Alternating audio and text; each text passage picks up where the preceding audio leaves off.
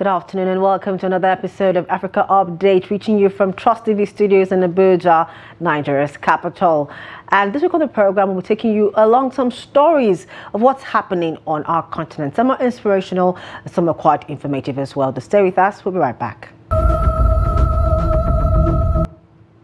Welcome back to Africa Update on Trust TV. I'm your host, Chiamaka Mwafo. We'll start off with Niger. Our neighbor here, the military junta says it will nationalize the majority French-owned local uranium company, the latest escalation in a row between the two countries.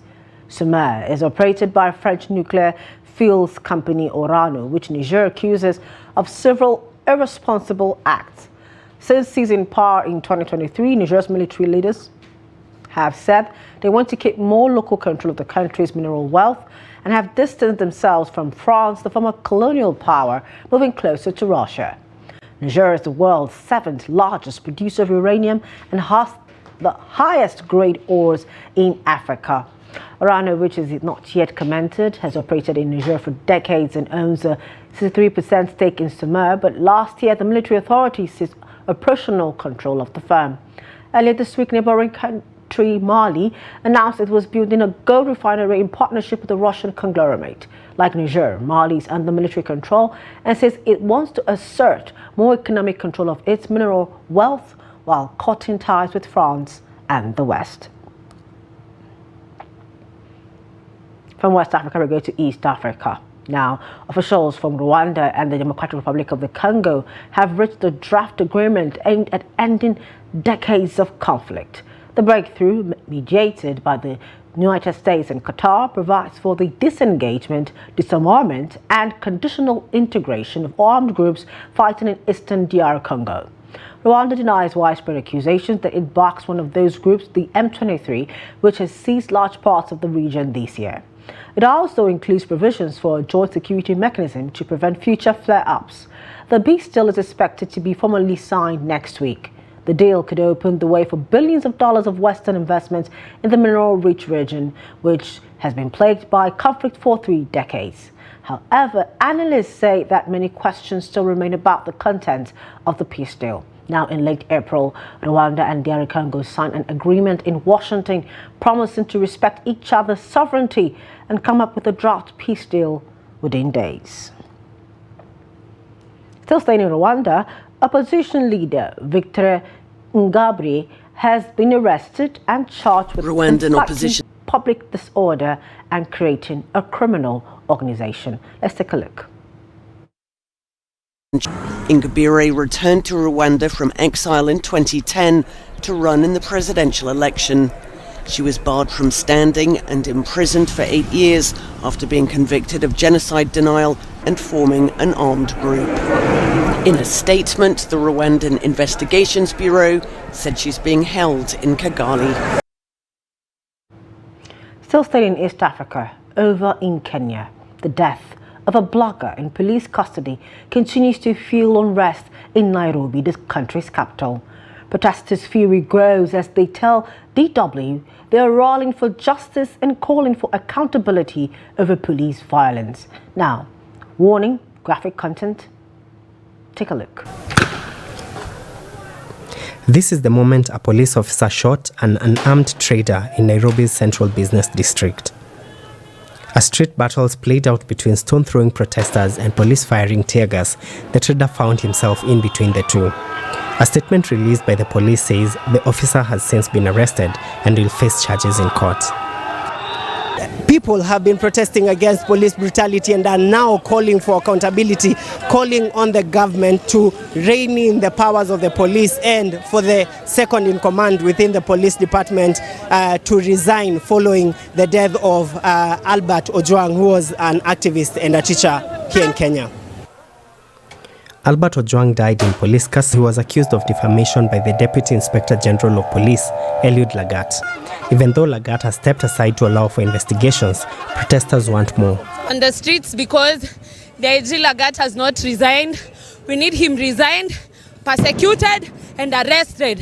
He needs to pay for the death of Albert and every single person who is involved. We don't feel safe. That is why we are out here on the streets, and we must make sure that we sensitize this country.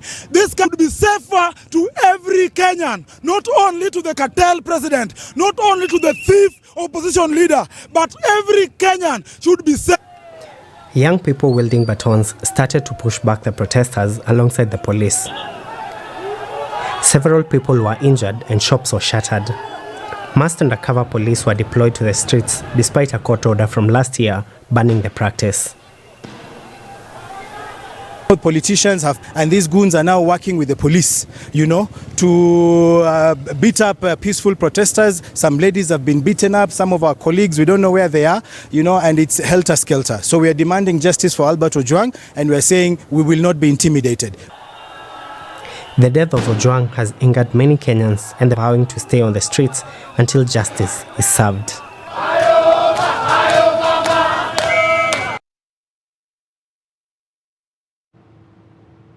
Quite a sad thing happening over in Kenya. The people are really wanting to see that justice is being served for a youth like them and a colleague for us journalists who has died in police custody. Hopefully that case is resolved soon and peace could come back to the country. From East Africa, we go to the southern part of Africa, where the family of Zambia's former president Edgar Lungu says he will be buried in South Africa in a private ceremony following a row with the government over the funeral arrangements. Late on Thursday, President Hakainde Hichilema cut short a period of national mourning after Lungu's family refused to allow his body to be repatriated from South Africa as planned.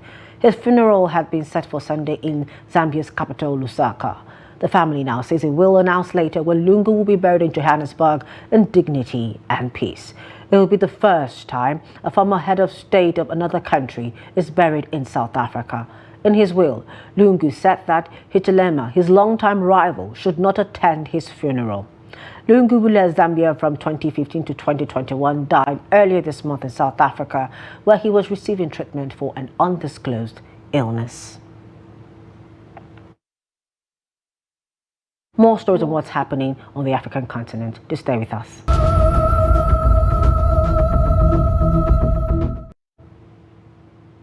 Welcome back to Africa Update. We're coming back home here to Nigeria, where the country is facing one of the highest rates of drug abuse in the world. Among the substances fueling the crisis is a cheap, dangerous drug known as Colorado or Colos, a synthetic marijuana laced with chemicals. DW reports from Lagos. Getting high is quite easy in this neighborhood in Lagos. Drugs are sold on almost every street corner here, especially in places popular with young people. We are filming with a hidden camera how dealers offer various illegal drugs. Loud is a relatively expensive strain of marijuana. This small bag here goes for 25,000 naira or 15 euros. Also for sale, Colos, a synthetic drug that mimics the effects of marijuana. It's sold in smaller sizes and is much cheaper. So, how much is one bag? 1,000. That's 50 cents. Why is this different than marijuana? Yes. It's stronger? Yeah, it's stronger. What he cannot tell our team what exactly it's made of. Colos is a drug cocktail that's laced with chemicals, and the makeup varies with every batch. The consequences, unpredictable. You often see signs like this one right here, warning about the use or sale of illegal drugs. But these signs actually point to a much bigger problem, that about 14 million Nigerians struggle with drug addiction under 25, particularly at risk. 14 million people. That's the government's estimate. Many experts' number is much higher. Nigerian authorities say they're working hard to crack down on the sale of synthetic drugs like Colos. But a drug dealer we will name Tunde says authorities are often involved in the business. The police, they benefit from us because every Friday, when they give them money, fire. The best how sales go, so that they don't go disturb us. Tunde says it cuts deep into his profits. At the end of an average month, he's left with some 100 euros. Every client counts, he says, regardless of their age. I feel bad, but due to the situation of the country, we have no choice to sell more drugs to make more money. Kolos and other synthetic drugs have become increasingly popular among Nigeria's youth. They're being glamorized on social media and even in professional music videos.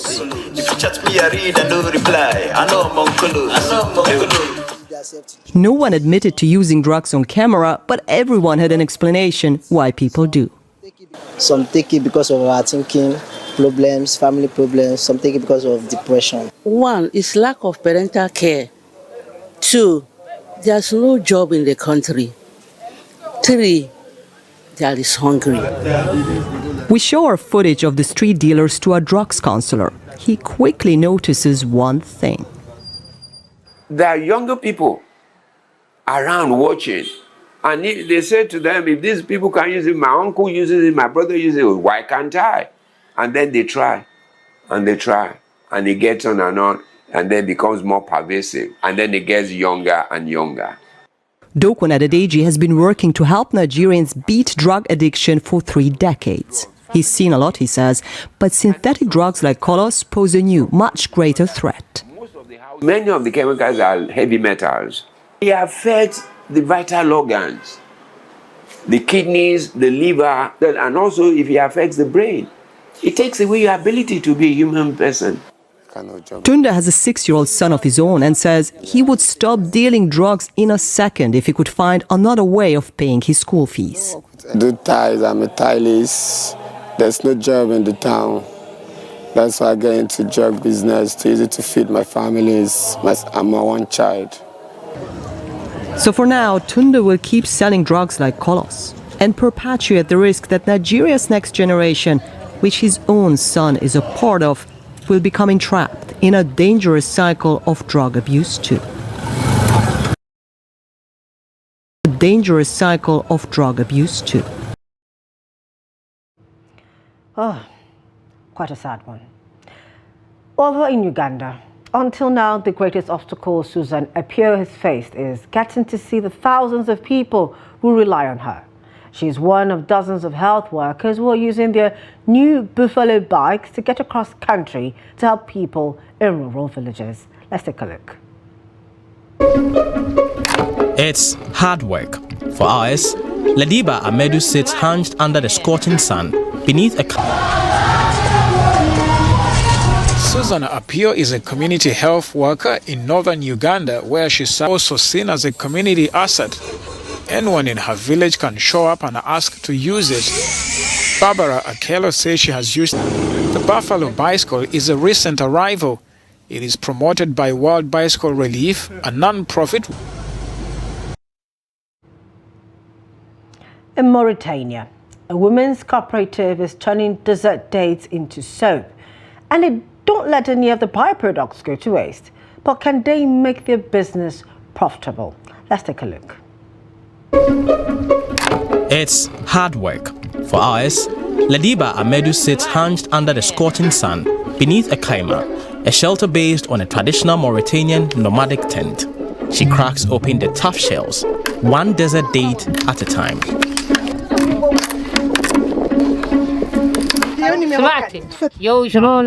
Every muscle aches when you do this. It's mainly your back that hurts, but also your shoulders. This is by far the hardest part of the whole process. You need real strength. Cracking open the shells is just the first step. The seeds still have to be carefully scraped out with knives. To process even these seeds, the Women's Cooperative in Alek needs 2 to 3 days. They produce about 25 to 30 kilos a month. The precious cargo is carefully packed. This 12-kilo sack of date seeds is worth 105 euros. It's then sent off to the capital, Nouakchott, to the cooperative's workshop.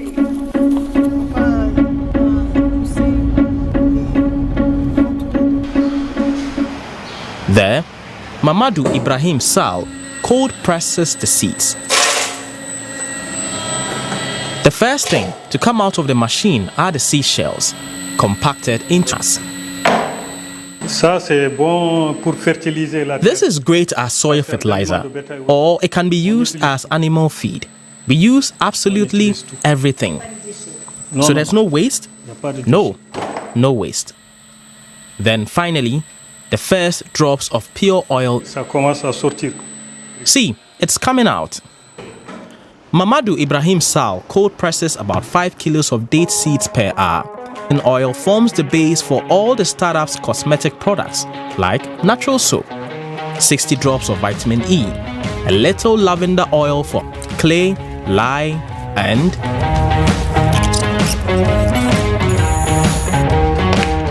now for the final step, mixing it all together with 200 grams of precious desert date oil.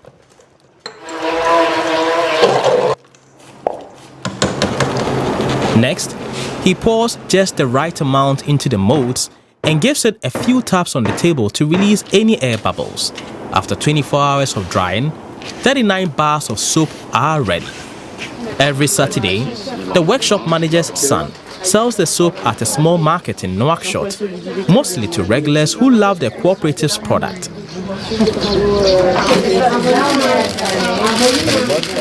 Déjà, il est complètement naturel. First of all, it's completely natural. It doesn't contain any products you've never heard of. It smells great.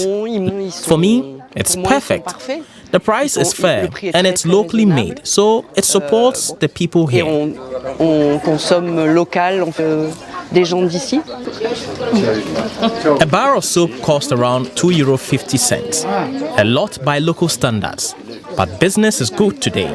Mohamed Sal has already sold 25 bars. Part of the income goes back to the Women's Cooperative in Alec. It was founded 15 years ago, but its 30 members still can't make a living from it. That's why they reached out to Maimouna Mahmoudine. The electrical engineer runs an agricultural cooperative in the area herself and is well connected within the government administration. She wants to understand the full process, how oil-rich seeds are extracted from fruits of the desert date trees, which grow throughout the Sahel and are all organic. Zero waste is the cooperative's motto. Reuse everything. Throw nothing away. Even the water used to wash the fruits isn't wasted. On the hot ground, it quickly dries into thin cakes, a treat for the donkey. These women are now the environmental conscience of the region. Around here, we are known as the guardians of the trees. We don't let anyone cut down trees. Trees matter for the climate. We even have a letter from the regional authorities giving us the right to stop people from chopping them down. It's what we do. The advisor picks up on the women's zero waste philosophy. Why not use the date shells for decorative crafts? Handmade items from Alec.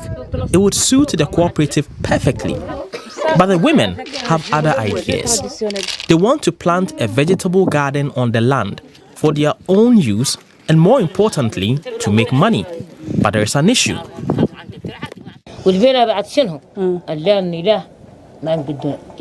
Our biggest problem is water, or the lack of it. We basically never have any. You can't drill a well here, so we have to bring water from neighboring villages.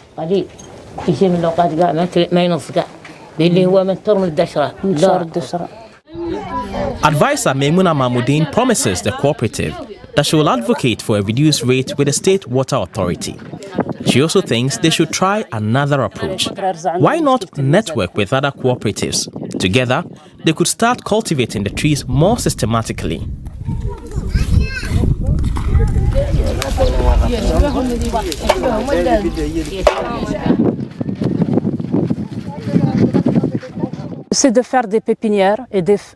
We could create nurseries, real desert date farms. We could form a large cooperative and grow desert date trees on a big scale, over several hectares. If we install an efficient drip irrigation system and take good care of the trees, we'll get high quality fruit.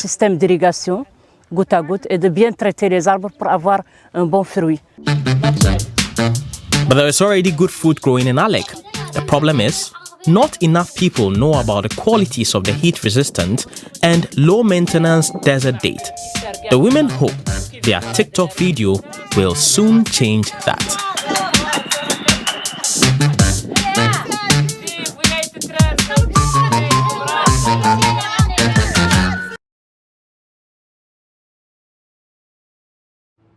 Such a powerful, very inspiring story there. Very, very, very nice catchphrase too. Zero waste. Nothing goes to waste. Even the water is used to form some treats for even the donkeys. Everybody gets something out of that whole process. And that's the much we have for you this week on Africa Update. For more of our news, programs and documentaries, do watch us on our social media platforms and on our YouTube live stream. I've been your host, Chiamaka Mwafo. Same time, same place next week. Bye for now.